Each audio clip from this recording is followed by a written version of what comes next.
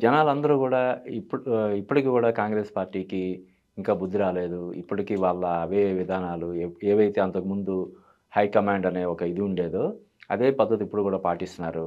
ఒక రాష్ట్రాలని పరిపాలించే ముఖ్యమంత్రిని ఢిల్లీలో కూర్చొని ఆహ్, ము ముఖ్యమంత్రులను మార్చడం కానీ, లేకపోతే ఇంకోటి చేయడం కానీ చేసేవి.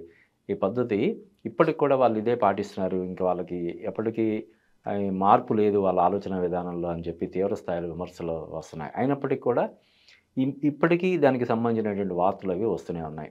ఉదాహరణకి కాంగ్రెస్ పార్టీలో ఆహ్, ఇప్పుడు అధికారంలో ఉన్నటువంటి కర్ణాటకలో నాయకత్వ మార్పుకు సంబంధించినటువంటి చర్చ చాలా రోజులుగా ఇంకా చెప్పాలంటే కొన్ని నెలలుగా జరుగుతుంది.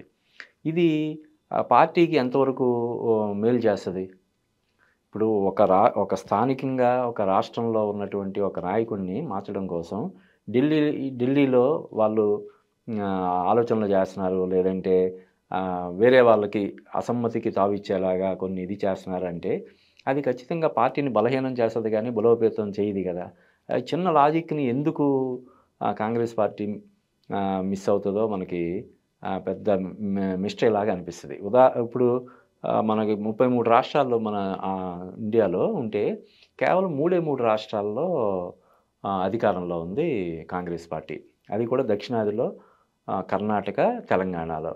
2 రాష్ట్రాల్లో ఉంది. మిగతా నార్త్‌లో కేవలం హిమాచల్ ప్రదేశ్‌లో మాత్రమే అధికారంలో ఉంది.